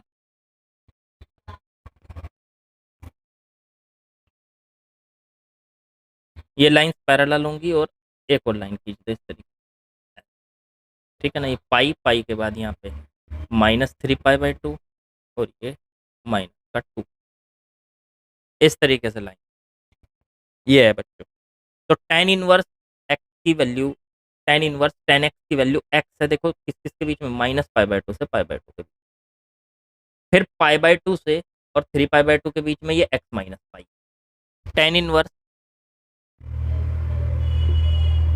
tan x की वैल्यू x-पाई कब है, तो tan इनवर्स tan x की वैल्यू पाई/2 से लेके 3 पाई/2 के बीच में क्या आ गई, x-पाई। x-पाई आई कब, जब x की वैल्यू पाई/2 के और 3 पाई/2 के बीच में। इसी तरीके से tan इनवर्स tan x की वैल्यू 3 पाई/2 से 5 पाई/2 के बीच में ये आ गई, ये कितनी है, x को नीचे खिसका दो 2 पाई, तो x-2 पाई। ये तो tan इनवर्स tan x की वैल्यू x-2 पाई है कब, जब x की वैल्यू 3 पाई/2 और 5 पाई/2, 3 पाई/2 और 5 पाई/2 के बीच में। अब सुनो, बाकी के 3 के ग्राफ बचते हैं, वो इन्हीं के कोरस्पॉन्डिंग बना देता हूँ मैं आपके। ठीक है ना, फिर इसमें इतना सब कुछ करने की जरूरत नहीं पड़ेगी हमको। अभी अच्छा इस पर एक क्वेश्चन करा दूँ, मान लीजिए वो आपसे ये पूछ ले कि tan इनवर्स tan 2 पाई/3 की वैल्यू। अब देखो tan इनवर्स से tan तो कट जाता, लेकिन कब, जब ये अंदर वाली वैल्यू -पाई/2 और पाई/2 के बीच में, मतलब tan इनवर्स tan x की वैल्यू x तो तभी आएगी ना जब x की वैल्यू -पाई/2 पर, लेकिन ये वैल्यू तो 90 से बड़ी है, पाई/2 से बड़ी है, तो इसका मतलब tan इनवर्स से tan सीधा कट के ये वैल्यू नहीं आएगी 2 पाई/, ये नहीं आएगी, और ये गलत हो जाएगा क्योंकि ये इसकी प्रिंसिपल वैल्यू नहीं होगी, और हमें चाहिए प्रिंसिपल वैल्यू, प्रिंसिपल ब्रांच में से चाहिए ना वैल्यू। तो फिर सर क्या करें, एक तरीका तो वही बताया मैंने, इसको एडजस्ट कर लो या फिर ग्राफ से कर लो। 2 पाई/3 सोचो कहाँ पड़ेगा, 2 पाई/3 हो गया सर 120 डिग्री, पाई/2 से आगे और पाई से पहले, मतलब यहाँ, तो यहाँ पे पड़ेगा तो कौन से ग्राफ से निकलेगी इसकी वैल्यू, इस वाले ग्राफ के किस पार्ट से निकलेगी, इस पार्ट। तो यहाँ से हमें ये पता चल गया कि tan इनवर्स tan x की वैल्यू कितनी आनी है, x-पाई आनी है, x-पाई आनी है। अब x की जगह रख दो 2 पाई/, तो tan इनवर्स tan 2π/3 की वैल्यू कितनी आनी है? 2π/3 माइनस पाई, तो ये सॉल्व करके आ गया माइनस का π/3। यही है हमारा आंसर, ये है करेक्ट। इस तरीके के क्वेश्चन आप टेन इनवर्स में बने, सेक इनवर्स में बने, कोसेक इनवर्स में बने, साइन इनवर्स में बने, कॉस इनवर्स में बने, कॉट इनवर्स में बने, किसी में भी बने, उनके ग्राफ से करते हैं। अब देखो इसकी 3 ग्राफ और बचे, तीनों को मैं ना साइन इनवर्स के ग्राफ से, कॉस इनवर्स के ग्राफ से और टेन इनवर्स के ग्राफ की कोरस्पॉन्डिंग याद रखने का टेक्निक बता। एक तरफ लाइन खींच लो, पहला ग्राफ याद करो किसका बनाना है, साइन इनवर्स साइन एक्स का। सर चलो उसका ग्राफ क्या होता था याद करो। तो सर ये होता था ये लाइन, ये लाइन, ये लाइन, ये लाइन, इस तरीके। ठीक है, पॉइंट्स आपको पता ही है क्या होते थे। यहाँ π/2, यहाँ पे -π/2, बाकी आगे के अपने आप लगा। तो इसके ही कोरस्पॉन्डिंग कॉसेक, इसका उल्टा जो होता है कॉसेक इनवर्स कॉसेक एक्स, उसका भी ग्राफ यही होता है। तो कॉसेक इनवर्स कॉसेक एक्स का भी ग्राफ सेम बिल्कुल यही, तो यही बना दूं। फिर फर्क क्या है? फर्क थोड़ा सा है, बस बताता हूँ। इसकी भी रेंज यही होती है, ऊपर +π/2 तक जा रहा है और नीचे बच्चों -π/2 तक जा रहा है। ठीक है, ये सेगमेंट यहाँ π/2 और -π/2 के बीच में बनता है। पहला जो सेगमेंट बनता है ये एक्स बनता है। फर्क क्या है इसके और इसके ग्राफ? मेन देखो, कोसेक इनवर्स कोसेक एक्स की प्रिंसिपल ब्रांच में, मतलब उसकी रेंज में बीच का पॉइंट जीरो नहीं आता। तो मतलब यहाँ से ये ग्राफ जो है जीरो से पास नहीं होता, यहाँ पे एक आपको सर्किल बना, ऐसे यहाँ से ये जीरो से पास नहीं होता, ये जीरो से सर्किल बना, इस तरीके का सर्किल। मतलब ये ग्राफ -π/2 और π/2 के बीच में सारी वैल्यू रखता है, लेकिन जीरो को छोड़ो। तो यहाँ पे भी जीरो को छोड़ो, यहाँ पे भी जीरो को छोड़ो, इस तरीके से बस। तो साइन इनवर्स साइन एक्स और कॉसेक इनवर्स कॉसेक एक्स का सेम ग्राफ, बस बीच में जीरो छूट, क्योंकि इसकी रेंज होती है, इसकी रेंज होती है -π/2 से +π/2 और इसकी रेंज होती है -π/2 से +π/2, सेम यही छोड़कर जीरो। रेंज कह लो या इसकी प्रिंसिपल ब्रांच वैल्यू। एक बिल्कुल ऐसे ही कॉसेक वाला कॉस वाला जो ग्राफ बना है, कॉस वाले ग्राफ में जीरो से पाई तक इस तरीके से ग्राफ बनता है, याद करो। इसी तरीके से इधर सेगमेंट, ये किसका ग्राफ है? ये है कॉस इनवर्स कॉस एक्स का। ये जीरो, ये यहाँ होता है पाई, जीरो से पाई तक ये एक्स होता है, फिर पाई से फिर 2π, फिर 2π से ये 3π, इस तरीके से ऐसे ही पीछे -π, -2π, -3π, इस तरीके से। ये एक्स, ये दूसरी लाइन, ये दूसरी लाइन, ये दूसरी लाइन, इस तरीके से। और लाइन को मैंने बता ही दिया कैसे होता है। और जीरो से ऊपर पाई तक जा रहा है, क्योंकि पता है आपको जीरो से पाई तक ही जाएगा। कॉस इनवर्स की जो रेंज होती है वो जीरो से पाई, या तो अब सोचो इसका जो सेक का ग्राफ होता है बिल्कुल सेम यही, बिल्कुल सेम यही, यही ग्राफ। फर्क क्या होता है? उसकी रेंज में, उसकी रेंज होती तो जीरो से पाई है, लेकिन उसकी रेंज में बीच में π/2 नहीं होता, तो ग्राफ तो सेम यही बनेगा। इसका भी ग्राफ बिल्कुल सेम ऐसे ही, बिल्कुल सेम ये होता है। बस इसमें जीरो से पाई तक ग्राफ जा रहा है ऊपर, लेकिन इसमें बीच में π/2 नहीं होता, तो इसके बीच में यहाँ π/2 पड़ेगा, तो π/2 पे यहाँ सर्किल लगा दो ऐसे, क्योंकि π/2 पॉइंट इसकी रेंज में इंक्लूड नहीं है। बीच में इस तरीके से सर्किल आ जाए, इसके ग्राफ में ये वाला पॉइंट नहीं, π/2 बीच में ये π/2 पड़ेगा, तो ये वाला पॉइंट इसके ग्राफ में नहीं। इस तरीके से ये सेक इनवर्स, ये किसका ग्राफ बन गया? सेक इनवर्स सेक एक्स का ग्राफ। ठीक है, अब टेन इनवर्स टेन एक्स का ग्राफ क्या बनाया था हमने? ग्राफ बना के तुरंत फिर इसकी वैल्यू हम देख सकते हैं, अगर ग्राफ याद है तो। वैसे इसकी वैल्यू याद करना पॉसिबल नहीं होता, मुश्किल हो जाता है। ग्राफ याद है, अब मैंने बताया ना आपको 3 ग्राफ याद करने, 3 उनके कॉरस्पॉन्डिंग याद हो जाएंगे आपके। टेन का ग्राफ ऐसे ही है, 0 से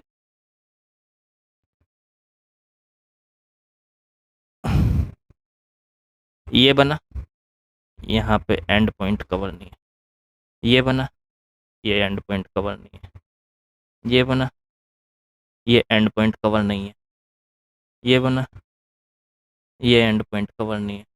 इस तरीके से ग्राफ बनता है। ये टेन इनवर्स टेन एक्स का। 0, 0 से फिर π/2, π/2 से फिर पाई, पाई से फिर 3π/2, फिर 2 पाई, इसी तरीके से पीछे जाओ तो -π/2, माइनस पाई, -3π/2, इस तरीके से पीछे। ठीक है, ये वाली लाइन एक्स, ये वाली लाइन एक्स माइनस पाई, नीचे खिसका दी हमने पाई। ये सब आपको मैंने ग्राफ में बता रखा है। अब बात करते हैं कि कोट का ग्राफ इसी के कोरस्पॉन्डिंग किस, बस हमको क्या करना है, ये तो -π/2 से इसकी रेंज तो -π/2 से π/2 तक है, लेकिन कोट का ग्राफ इससे ऊपर खिसका दो, π/2 डिस्टेंस, π/2 डिस्टेंस ऊपर खिसका दोगे तो ये ग्राफ यहाँ से बनेगा इस तरह, 0 से सीधे पाई तक जाएगा, 0 ये है और ऊपर पाई तक गया। ठीक है ना, ये -π/2 से π/2 तक गया था। Cot cot inverse cot x की जो रेंज होती है वो 0 से पाई, 0 नहीं होती, पाई नहीं होती इंक्लूड, तो यही वाला ग्राफ बस π/2 डिस्टेंस ऊपर खिसका दो, π/2 डिस्टेंस यहाँ ले आओ, तो ऊपर खिसका के, लेकिन शुरू 0 से ही करना, ठीक है ना। इसको उठा के यहाँ से ऐसे रखो, ये है ना, ये लाइन उठा के ऐसे, ये लाइन उठा के ऐसे रखो, ये लाइन उठा के ऐसे रखो, तो ये आ गई इस तरीके से लाइन, ये तुरंत बना के आप देख सकते हो, ये लाइन आ गई। अब ये तो एक्स है, ये वाली लाइन जो है ये कितनी है, इसको उठा के नीचे रखेंगे, कितना पाई डिस्टेंस खिसकाएंगे तो एक्स माइनस पाई, इस तरीके से। ठीक है, इसी तरीके से सब लाइन को कह सकते हो आप। तो कोट इनवर्स कोट एक्स की वैल्यू 0 और ये वाला पॉइंट कितना है पाई, 0 और पाई के बीच में तो एक्स, और पाई से 2 पाई के बीच में इसकी वैल्यू एक्स माइनस पाई, फिर 2 पाई से और 3 पाई के बीच में इसकी वैल्यू एक्स माइनस 2 पाई। इस तरीके से अलग अलग वैल्यूज की जाती हैं, ये हर एक सेगमेंट की वैल्यू आप निकाल सकते हो। तो 3 ग्राफ ये याद करने हैं और उनके कॉरस्पॉन्डिंग 3 ग्राफ अपने आप याद हो जाएंगे। ग्राफ अगर ये याद हैं तो फिर आप कहीं पे भी कोई गलती की गुंजाइश नहीं, ये ग्राफ याद हैं तो इससे आप बिल्कुल एकदम सटीक अपने आंसर को ला सकते, उसमें फिर कोई ऐसा नहीं चलेगा कि यहाँ ये ऐसा हुआ तो क्यों, आपके दिमाग में वो क्यों का आंसर ये ग्राफ्स है, ये प्रॉपर्टी याद रहेगी तो सब कुछ याद। तो ये 2 प्रॉपर्टी बच्चों हमने यहाँ पे डिस्कस कर। अब इसमें बच्चों एक ना बात नोट करके आपको याद रखनी है, हमने इसमें जो फर्स्ट हमारा लेक्चर था उसके अंदर हमने 2.1 एक्सरसाइज के कुछ क्वेश्चन किए थे जो हमें प्रिंसिपल वैल्यू निकालने वाले क्वेश्चंस थे हमारे। तो उनको कैसे किया था, जैसे एक क्वेश्चन याद दिलाता हूँ आपको। क्वेश्चन हमने किया था कुछ ऐसे, जैसे मान लीजिए हमें प्रिंसिपल वैल्यू निकालनी है साइन इनवर्स 1/2 की वैल्यू, तो हम इसको कैसे करते थे, इसको थीटा मान लेते थे सर, फिर साइन इनवर्स को इधर ले जाते थे तो वो साइन थीटा बन जाता था और बराबर में 1/2। बेसिकली ये जो हम मान रहे हैं ना कि साइन इनवर्स को इधर ले जाके साइन थीटा बन गया, इसमें हम एक स्टेप खा गए।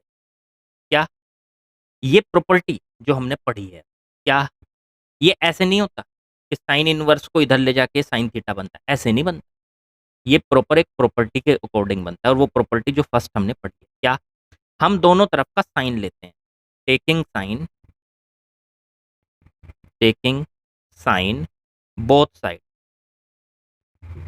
दोनों साइड्स का साइन ले लो, तो ये आ गया साइन इनवर्स 1/2 बराबर साइन थीटा, मतलब इधर का भी साइन ले लिया, इधर का भी साइन ले लिया, साइन को दोनों तरफ ले लिया। अब ये प्रॉपर्टी ढूंढो, ये कौन सी प्रॉपर्टी है सर? ये तो फर्स्ट वाली प्रॉपर्टी है, sine sine sine inverse x होती है। साइन इनवर्स साइन एक्स की वैल्यू एक्स होती है, और एक्स क्या है?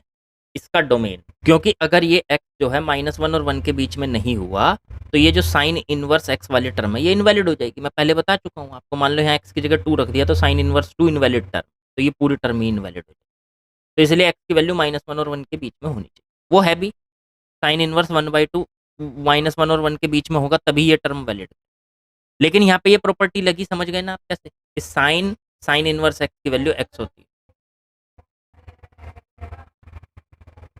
तो साइन साइन इनवर्स एक्स की वैल्यू यहाँ पे एक्स आ गई, तो यहाँ बचा 1/2 is equal to sine theta. इस तरह से आया ये साइन थीटा बराबर 1।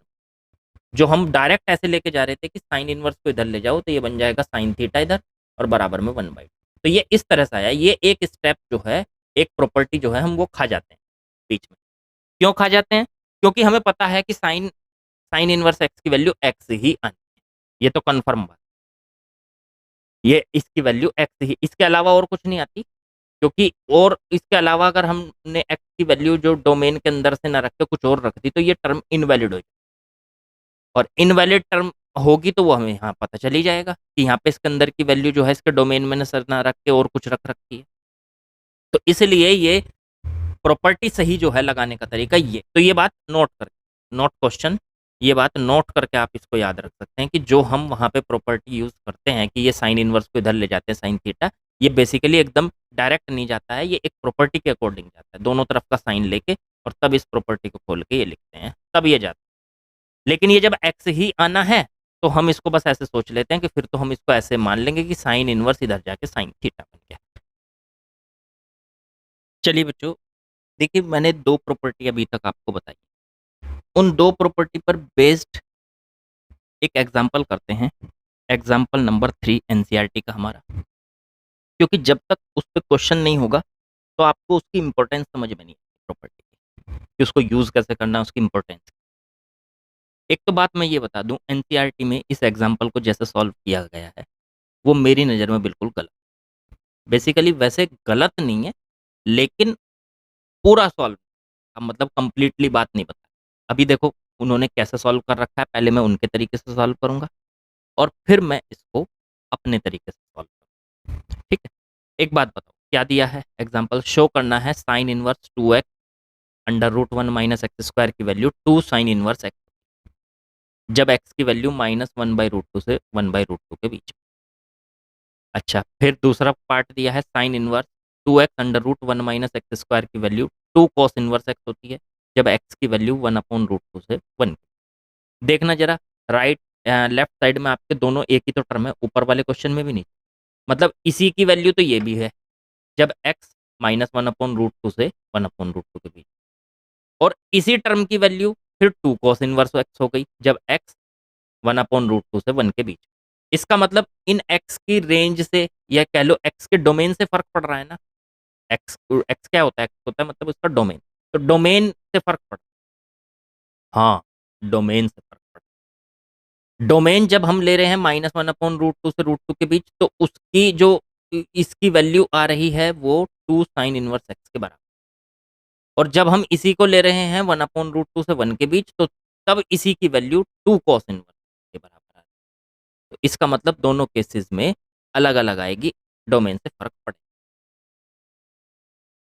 तो चलिए इसको पहले एनसीईआरटी के मेथड से सॉल्व करते हैं। उसको कहेंगे हम मेथड 1।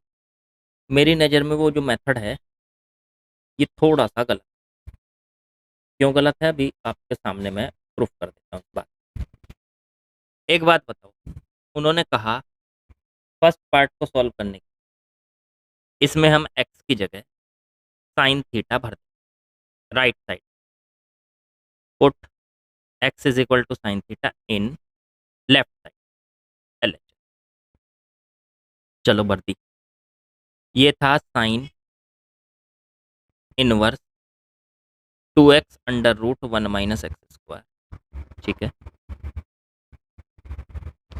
भर दो इसके अंदर। तो साइन इनवर्स 2x की जगह रख दिया sine theta, under root 1 minus x square की जगह साइन स्क्वायर थीटा, ये सॉल्व करके आ गया साइन इनवर्स 2 साइन थीटा, और ये बन गया 1 minus sign square theta cos square theta का अंडर रूट कॉस, ये बन गया आपका। अब यहाँ से उन्होंने लिखा इसको साइन इनवर्स साइन 2 थीटा, और बिना कुछ बताए हुए उन्होंने ये लिख दिया कि साइन इनवर्स से साइन कैंसिल, और ये 2 थीटा। 2 थीटा, थीटा की जगह हम यहाँ से क्या लिख सकते हैं? एक बात बताओ, हमने ऊपर साइन थीटा को एक्स माना था, तो साइन इधर जाएगा तो थीटा की वैल्यू बन जाएगी साइन इनवर्स एक्स, तो थीटा की जगह हम साइन इनवर्स एक्स पुट कर सकते हैं यहाँ, तो ये आ गया 2 साइन इनवर्स।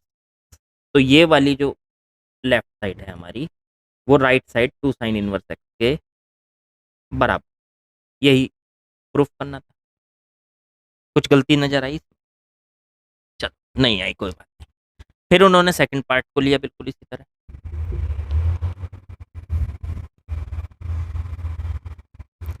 उसमें उन्होंने एक्स की जगह इस बार कॉस थीटा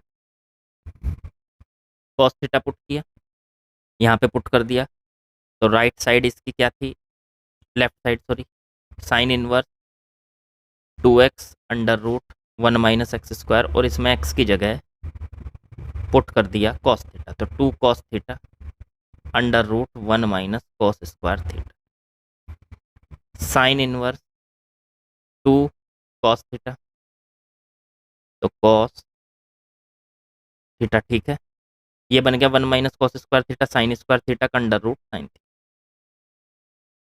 अंदर बना साइन स्क्वायर थीटा पूरे का अंडर रूट तो साइन, ये फिर से वही बन गया साइन इनवर्स साइन 2 थीटा का formula, 2 sine theta cos theta किसका फॉर्मूला होता है, साइन 2 थीटा, साइन इनवर्स से साइन कट गया और बचा 2, अब 2 थीटा की जगह रखो ऊपर से, थीटा की वैल्यू यहाँ से क्या है, कॉस इनवर्स, तो 2 कॉस इनवर्स, और प्रूफ हो गया, ये भी प्रूफ हो गया। अब मेरा क्वेश्चन यहाँ से ये, आपका भी होना चाहिए मेरा, कि क्या सर हम पहले वाले में एक्स की जगह कॉस थीटा नहीं रख सकते थे, कोई जरूरी था? तो एक बार साइन थीटा रख के 2 साइन इनवर्स एक्स निकाला, और एक बार कॉस थीटा रख के 2 कॉस इनवर्स एक्स निकाला, एक ही एक्सप्रेशन की दो वैल्यू निकल आई, एक बार साइन थीटा रख के एक बार, तो इसमें साइन थीटा ही क्यों रखा, इसमें कॉस थीटा क्यों रखा? उल्टा नहीं रख सकते? तो इसकी वैल्यू तो इसके बराबर आ जाती, इसकी इसके बराबर, आप कहोगे सर है तो इक्वल ही बात, इक्वल तो बात है, लेकिन फिर इनका एक्स का कहीं यूज किया क्या हमने? एनसीईआरटी ने प्रॉपर हमें ये बताया कि इनका क्या यूज हुआ और क्यों हमने यहाँ पे कॉस थीटा ही रखा और क्यों हमने यहाँ पे साइन थीटा ही रखा, और रखा तो इनका यूज क्यों नहीं किया? अब एक ही एक्सप्रेशन की वैल्यू अगर हमारे पास ये क्वेश्चन ऑप्शन में होगा, वो देगा ये एक्सप्रेशन, वो कहेगा कि एक्स की वैल्यू ये है, तो हमें कैसे पता चलेगा वहां पे कि साइन थीटा रख के निकालना है या कॉस थीटा रख के, क्योंकि हमें तो इन आंसर के बारे में पता नहीं होगा, ये आंसर तो हमारे पास से छिपे हुए होंगे। भाई मान लो ऑप्शन में होंगे ये, तो अब ये वाला लगाएं या ये वाला, है तो दोनों सही, लेकिन ये इसके लिए सही है, ये इसके लिए सही है, लेकिन एनसीईआरटी के मेथड से क्या आपको ये बात क्लैरिफाई हुई कि इनमें से इसका एक्स जब -1/√2 से √1/√2 के बीच में होगा तो यही होगा? क्लैरिफाई कुछ नहीं, कुछ समझ में नहीं आया। हाँ प्रूफ हो गया, लेकिन ये समझ में नहीं आया कि इनका क्या यूज था, और एक ही टर्म के ये दो आंसर आए हैं, एक बार साइन थीटा रख के एक बार कॉस थीटा रख के, तो हमें कैसे पता चला कि इस रेंज के लिए एक्स के इस डोमेन के लिए ये कॉस इनवर्स है और एक्स के इस ऊपर वाले डोमेन के लिए ये साइन इनवर्स है? हमें कैसे पता? कुछ नहीं समझ। तो मेरी नज़र में ये मेथड पे, अब सुनो मेरा मेथड, करेक्ट मेथड क्या है इसका, सही तरीका क्या है? उन्होंने तरीका बिल्कुल सही लिया था, लेकिन इस तरीके से तो हम कंफ्यूज हो जाएंगे ना कि कहाँ साइन थीटा रखें कहाँ कॉस थीटा रखें, एक्स के बारे में उसकी डोमेन दी तो है लेकिन यूज कहीं किया नहीं उन्होंने, बस उसको तो ये तो एक प्रूफ करने वाली बात हो गई कि कर दिया बस, लेकिन पता नहीं सही से क्या हुआ है क्या नहीं। चलो ठीक है, इसको अब सुनो कैसे करना। इन्होंने जो किया था हम भी ऐसे ही करेंगे, लेकिन देखो एक ही एक्सप्रेशन में दोनों आंसर आएंगे। इसके लिए ये आएगा अपने आप आंसर, इसके लिए ये आएगा, जब हम तरीका सही लगा। इसीलिए मैं कह रहा था कि वो प्रॉपर्टी जो हमने सीखी है ना, उसका पावर देखना अब यहाँ। चलो उसकी पावर देखने के लिए हम क्या करते हैं, लेफ्ट साइड ले लेते हैं। Sine inverse 2x under root 1 - x, इसमें पुट करो। क्या करें सर, पुट x की जगह कुछ भी ऐसा पुट करो जो ये रिड्यूस हो जाए। तो वो तो हमें पता है कि यहाँ पे x की जगह या तो साइन थीटा पुट कर दो या कुछ भी कर लो। अगर प्रॉपर्टी आप सही तरीके से यूज करोगे, गलती नहीं करोगे, तो कुछ भी यूज करो, आपका आंसर करेक्टली आएगा। तो सर हमने मान लो x की जगह cos थीटा यूज, देखना x की जगह cos थीटा यूज करके भी मैं उस आंसर को ले ऊपर वाले, जबकि एनसीईआरटी में उसे साइन थीटा का यूज करके ला रहा, लेकिन मैं उसको cos थीटा यूज करके भी लेके, तो पुट कर दिया x की जगह cos थीटा। ये बन चुका है sine inverse 2 × cos theta under root में 1 - cos square theta, sine inverse 2 cos theta बच्चों, 1 - cos स्क्वायर थीटा बन गया साइन स्क्वायर थीटा का अंडर रूट साइन। ये बन चुका है साइन इनवर्स साइन 2 थीटा। बस एनसीईआरटी ने यहाँ गलती कर, इन्होंने साइन इनवर्स से साइन को काट के 2 थीटा लिखा, जबकि मैंने आपको प्रॉपर्टी ये बताई थी कि साइन इनवर्स साइन एक्स की वैल्यू एक्स होती तो है, लेकिन तब होती है जब एक्स -π/2 और π/2 के बीच में। उसके अलावा अगर कुछ और होगा तो इसकी वैल्यू π - एक्स भी हो सकती है, -x - π भी हो सकती है इसकी वैल्यू। तो वो डिपेंड करेगा कि ये एक्स क्या, ठीक है। तो इसका मतलब कि इसकी वैल्यू ये जो 2 थीटा लिखी एनसीईआरटी ने सीधे सीधे साइन इनवर्स से साइन को काट के, वो गलती है। हाँ गलती है, बिल्कुल गलती है। यहाँ पे इसकी वैल्यू जरूरी नहीं है कि साइन इनवर्स से साइन कट के 2 थीटा ही बचे। तो सिर्फ क्या बचेगी, केस बनाओ। इसमें दो केस बन रहे, एक तो ये जब x की वैल्यू, केस फर्स्ट तो ये कहता है जब x की वैल्यू -1/√2 से 1/√2 के बीच में, आपने x को क्या माना है, cos थीटा। इसका मतलब cos थीटा की वैल्यू -1/√2 से और 1/√2 के बीच। अब ये आपको सोचनी है कि cos थीटा की वैल्यू -1/√2 से 1/√2 कब होती है, सोच के बताओ। प्रिंसिपल वैल्यू में ही इसको यूज करना है, हर एक वैल्यू यूज करनी है प्रिंसिपल वैल्यू में, कोशिश करनी है प्रिंसिपल वैल्यू में। तो सोचो जरा इसके बीच में कब कब आ रही है ये। इसके लिए आप चाहो तो कॉस का ग्राफ, ये बन गया कॉस का ग्राफ, ठीक है। अब देखो जीरो और पाई के बीच, ये जीरो ये पाई, यही तो है इसकी प्रिंसिपल वैल्यू। इसे हटा दो, इससे पीछे का हटा दो, ये कॉस का ग्राफ। 1/√2 वैल्यू तो कहीं यहाँ कहाँ पे होती है, तो 1/√2 फर्स्ट क्वाड्रेंट में देखो 1/√2 कहाँ पे बैठती है, सर 1/√2 बैठेगी 45 π/4। फिर -1/√2 ऊपर तो आ गई ये वैल्यू 1/√2, और नीचे ये वाली वैल्यू -1/√2 बैठेगी यहाँ -1/√2। ये कहाँ पे बैठेगी, π - 45 π - π/4, मतलब ये बैठ गई 3π/4। तो दो, इसका मतलब थीटा जो आया आपका वो π/4 से 3π/4 के बीच में, π/4 से 3π/4 के बीच में, इस तरीके से। तो बस आपको ये याद रखना है कि जब x -1/√2 से 1/√2 है तो थीटा π/4 से 3π/4 के बीच में। अब ये बात सोच के बताओ मुझे, यहाँ तो टू थीटा यूज हो रहा है, तो इससे 2 की मल्टीप्लाई कर दो, तो ये 2 की मल्टीप्लाई करेंगे पूरी इनइक्वलिटी, ये 2 थीटा हो जाएगा, और ये 2 × 3π/4। इसको सॉल्व करेंगे, 2 से काटेंगे इसको, तो ये π/2, ये 2 थीटा, और ये हो गया 3π/2। ये आ गया जी आपका 2। मतलब अंदर वाला जो x है यहाँ पे साइन इनवर्स साइन x, ये जो x है ये π/2 और 3π/2 के बीच में। अब याद करो साइन इनवर्स साइन x का ग्राफ ये था, यहाँ से pi by minus pi by to से और पाई बाई टू के बीच में, तो ये एक्स। और इससे आगे पाई बाई टू से 3 पाई बाई 2 तक, इसकी वैल्यू कितनी है, ये माइनस एक्स और ऊपर गया पाई, तो माइनस एक्स प्लस पाई। तो इसकी वैल्यू टू थीटा की वैल्यू जब पाई बाई टू और 3 पाई बाई 2 के बीच में है, तो साइन इनवर्स साइन एक्स की वैल्यू, ये एनसीईआरटी ने गलती कर दी, उन्होंने लिख दिया टू थीटा है, नहीं टू थीटा नहीं होगी, इसकी वैल्यू माइनस एक्स प्लस पाई।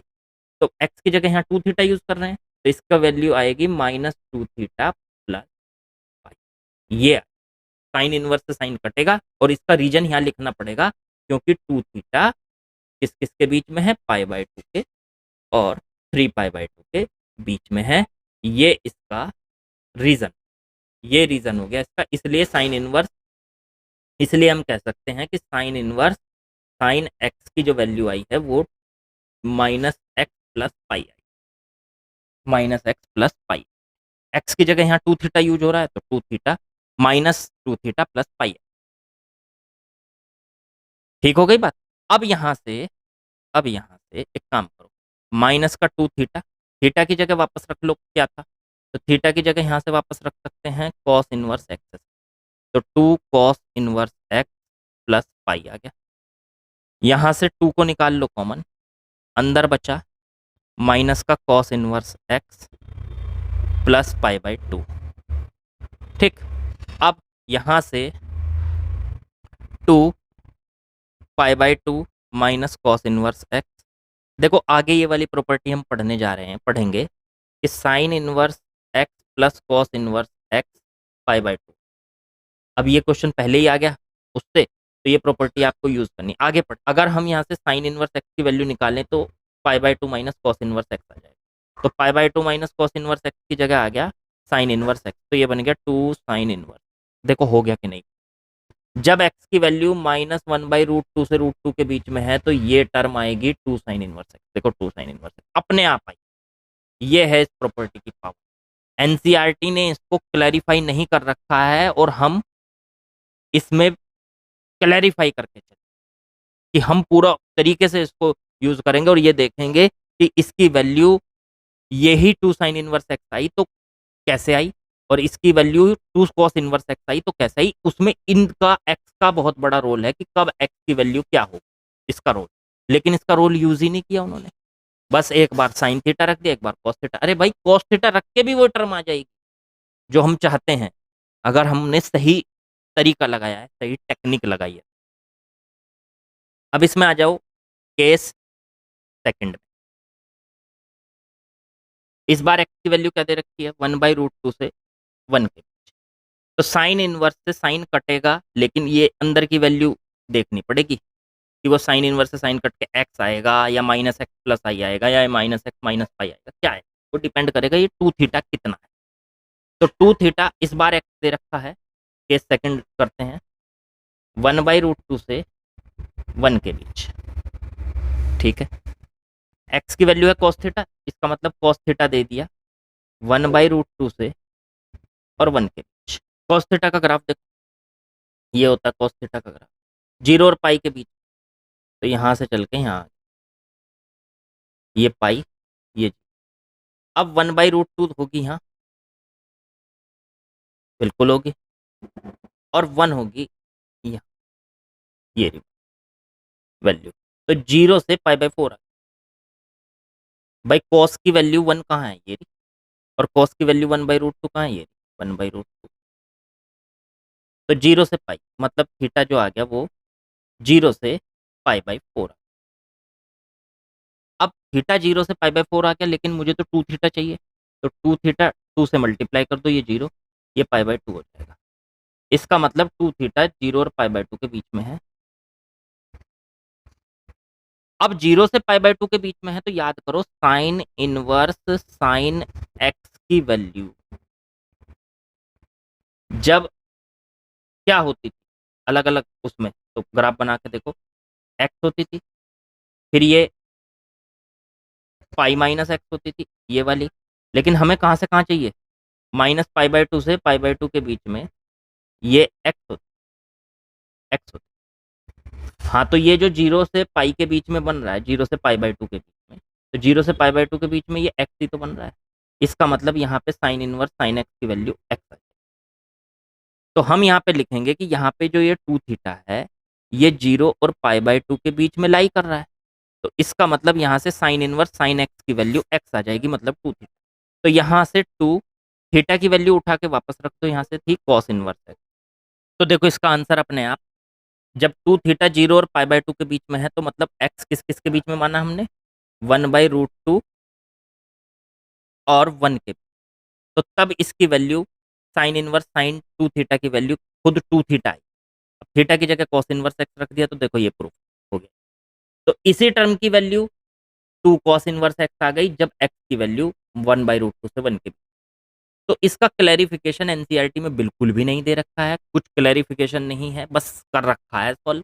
लेकिन ये पता नहीं कि एक ही टर्म की दो वैल्यू ये क्यों हुई, क्योंकि उनका रीजन है कि एक बार एक्स की वैल्यू 1/√2 से √2 ली और एक बार 1/√2 से 1।